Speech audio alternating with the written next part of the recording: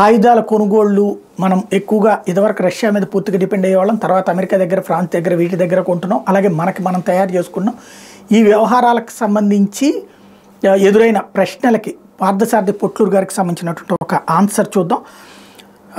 Russia T-72 MBT American A1M1 Abrams MBTని ధ్వంసం చేసిందని కదా. అది నేను ఆ పోస్ట్లో ఎప్పుడు కూడా అబ్రామ్ ట్యాంక్ ధ్వంసం చేయలేనిది అని చెప్పలేదు. వెస్టర్న్ ట్యాంక్స్ అనేవి అధునాతన టెక్నాలజీ కలిగి ఉన్నాయని చెప్పాను. MBT మెయిన్ బ్యాటిల్ ట్యాంకుల్లో 2 రకాలు ఉంటాయి. అటాక్ MBT వీటి మేజర్ రోల్ శత్రు దేశం మీద దాడి చేయడానికి వాడతారు. డిజైన్ కూడా దాడి చేయడానికి అనువుగా తయారు చేస్తారు. సోవియట్ యూనియన్ వీటికి పుట్టినిల్లు.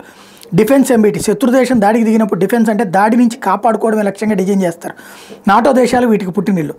రష్యన్కి సంబంధించినటువంటి T-72 versus American A1M1 Abrams design and production చూస్తే T-72 సోవియట్ యూనియన్ హయాంలో అంటే 1970 దశకంలో ప్రొడక్షన్ మొదలైంది. తర్వాత కాలంలో వరుసగా అప్గ్రేడ్ అవుతూ T-72B మరియు T-72B3 వేరియంట్స్గా రూపుదిద్దుకుంది. ప్రస్తుతం రష్యా వాడుతోంది T-72B3 వేరియంట్. ఇది చివరిసారిగా 2010లో అప్గ్రేడ్ చేశారు. T-72B3 ఆర్మర్ ప్రొటెక్షన్, ఇది అంటే ట్యాంక్ రక్షణ కవచం కాంపోజిట్ మెటీరియల్తో తయారు చేశారు. కానీ అడ్వాన్స్ టెక్ కాదు. Rifle bullets, machine gun bullets, anti tank shells నుండి పాక్షికంగా రక్షణ ఇవ్వగలదు. అయితే ఆధునిక యాంటీ ట్యాంక్ షెల్స్ నుండి రక్షణ ఇవ్వలేదు. M1A1 Abrams armour protection advanced composite మరియు డిప్లీటెడ్ యురేనియం ప్యాచెస్తో ఆర్మర్ ప్రొటెక్షన్ కలిగి ఉంది. ప్రధానంగా సోవియట్ యూనియన్ లేదా రష్యా MBTలు వాడే యాంటీ ట్యాంక్ షెల్స్ నుండి రక్షణ ఇస్తుంది. Kinetic energy penetrators, shaped charge munitions నుండి రక్షణ ఇస్తుంది. అట్లాగే T-72B3 ఫుల్ ట్యాంక్ ఇంధనంతో 298 మైళ్ళ దూరం వెళ్ళగలదు.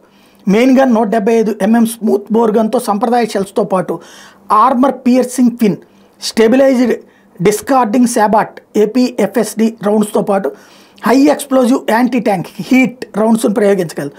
M1A1 అబ్రామ్స్ వచ్చి ఫుల్ ట్యాంక్ ఇంధనంతో 260 కిలోమీటర్లు వెళ్ళగలదు. Main gun 120 mm smooth bore gun కలిగి ఉంది. 120 mm smooth bore gun Russian tank కంటే ఎక్కువ యాక్యురసీతో టార్గెట్ కొట్టగలదు. సంప్రదాయ రౌండ్స్తో పాటు depleted uranium penetrators rounds, advanced kinetic energy రౌండ్స్ను కూడా ప్రయోగించగలదు. ఇవైతే మొబిలిటీ, ఇందులో మొబిలిటీకి వచ్చేటప్పటికి T-72B3 వేగంగా తిరగలదు. ఆఫ్ రోడ్, క్రాస్ కంట్రీలు ఎక్కడైనా తిరగలదు. లోపం V12 840 bhp డీజిల్ ఇంజిన్ వల్ల ఎక్కువ వేగంగా మొబిలిటీ ఉండదు. M1A1 Abrams 1500 HP gas turbine engine వల్ల క్విక్ రియాక్షన్ ఉంటుంది. MBTలో గ్యాస్ టర్బైన్ ఇంజిన్ అన్నది అమెరికన్ MBTలో మాత్రమే ఉంది. అఫ్కోర్స్ ఇతర నాటో దేశాలు కూడా వాడుతున్నా అంత అడ్వాన్స్ కావు. ఎలక్ట్రానిక్స్ టెక్నాలజీ చూసుకుంటే T-72B3 బేసిక్ ఎలక్ట్రానిక్స్ మాత్రమే ఉన్నాయి. ఇన్స్ట్రుమెంటేషన్ అనేది చాలా వరకు అనలాగ్ పద్ధతిలోనే ఉన్నాయి. ప్రత్యేకించి 72B3లో మాత్రం thermal image sighting, digital fire control, digital ఫార్మాట్కి అప్గ్రేడ్ చేశారు. మిగతావన్నీ అనలాగ్ సిస్టమ్స్. M1A1లో అడ్వాన్స్ ఎలక్ట్రానిక్స్ మరియు టార్గెట్ సిస్టమ్స్ మొత్తం డిజిటల్ ఫార్మాట్లో ఉంటాయి. అదనంగా thermal imaging sights, laser range finders ఉన్నాయి. దూరంగా ఉన్న శత్రుదేశం ట్యాంక్ మీద ఖచ్చితంగా షెల్ని ప్రయోగించడానికి బాలిస్టిక్ కంప్యూటర్ని అమర్చారు.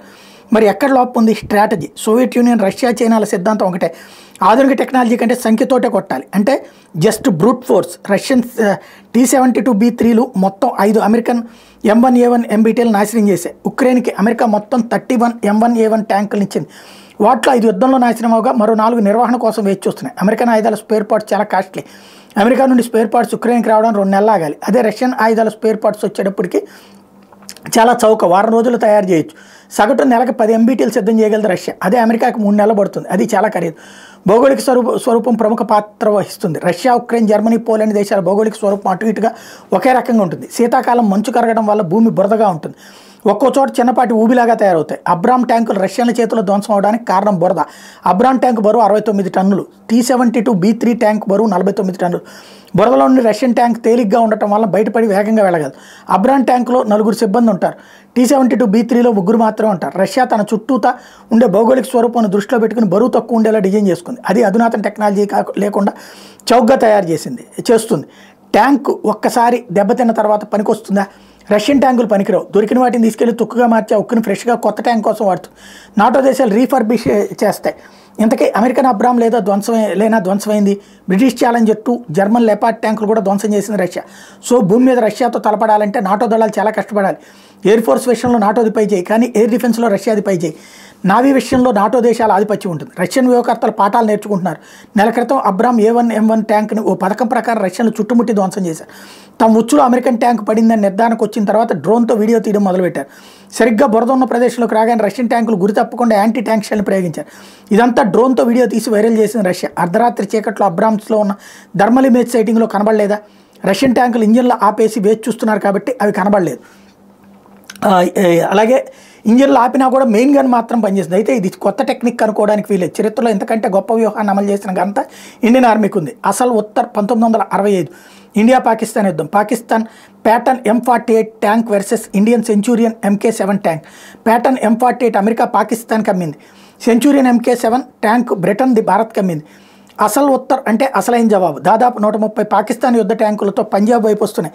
మన దగ్గర అంటే పంజాబ్ సరిహద్దుల దగ్గర 36 సెంచూరియన్ ట్యాంకులు మాత్రం ఉన్నాయి. Major general JS Jamwal horse shoe అంటే గుర్రపు పాదం ఆకారంలో తన దగ్గర ఉన్న ట్యాంకులు మోహరించాడు. ఒక చెరుకు తోటలో తన సైనికుల చేత చెరుకు పొలంలో నీళ్లు పోయించాడు. దాంతో ఆ ప్రదేశం బురదగా మారిపోయింది. ఒక జవాన్కి మిషన్ గన్ ఉన్న జీపునిచ్చి పాకిస్తాన్ సైన్యానికి ఎదురెళ్ళి ఫైరింగ్ చేయమని ఆర్డర్ ఇచ్చాడు. ఆ జవాన్ అలాగే చేశాడు. కానీ రెండు ప్యాటర్న్ ట్యాంకుల్ని ధ్వంసం చేసి మూడో ట్యాంక్ మీద దాడి చేస్తున్న సమయంలో మరణించాడు. పాక్ కమాండర్ జీప్ వచ్చిన దారిలోని తన ప్యాటర్న్ ట్యాంకులు నడిపించి చెరుకు తోటలో బురదలో కూరుకుపోయారు. వెంటనే సెంచూరియన్ ట్యాంకులతో మన సైన్యం విరుచుకుపడింది. మొత్తం 97 పాకిస్తాన్ ట్యాంకులు భారత సైన్యం స్వాధీనం చేసుకుంది. 72 అమెరికన్ ప్యాటర్న్ ట్యాంకులు, మిగతావి షెర్మాన్ చెఫీస్ ట్యాంక్స్ ఉన్నాయి. వీటిలో 28 ప్యాటర్న్ ట్యాంక్స్ రన్నింగ్ కండిషన్లో ఉన్నాయి. ఇప్పటివరకు అసలు ఉత్తర్ యుద్ధం అనేది యుద్ధ ట్యాంకులు ఫేస్ టు ఫేస్ తలపడ్డ అతిపెద్ద యుద్ధంగా రికార్డు సృష్టించింది. సో అమెరికన్ MBTలు బురదలో కూరుకుపోయి ధ్వంసం అవడం అనేది ఆనవాయితీ అయిపోయింది. వియత్నాం యుద్ధంలో కూడా ప్యాటర్న్ ట్యాంక్స్ ఎక్కువగా దెబ్బతినడంతో తర్వాత వాటిని సైన్యం నుండి తొలగించింది అమెరికా. 80వ దశకంలో అబ్రామ్స్ M1ని ప్రవేశపెట్టింది America. Abrams M1, M1 A1, M1 A2లు అప్గ్రేడ్లు అన్నమాట. హాలీవుడ్ సినిమాలో చూపించినట్టు అంత గొప్పగా కేవలం మార్కెటింగ్ స్ట్రాటజీ. రష్యన్ సైనికులు చెప్తుంది ఏంటంటే జర్మన్ లెపర్డ్ MBTలను ఎదుర్కోవడం చాలా కష్టమని. వరల్డ్ ర్యాంకింగ్స్లో జర్మన్ లెపర్డ్ ఫస్ట్ ర్యాంకులో ఉండదు. బ్రూట్ ఫోర్స్ వ్యూహం వల్ల ఆధునికతకు విలువ ఉండదు. అఫ్కోర్స్ భారత్, చైనా దేశాల వ్యూహకర్తలు రష్యన్ ఉక్రెయిన్ యుద్ధం తాలూకు వివరాలను పరిశీలిస్తూ ఉన్నారు.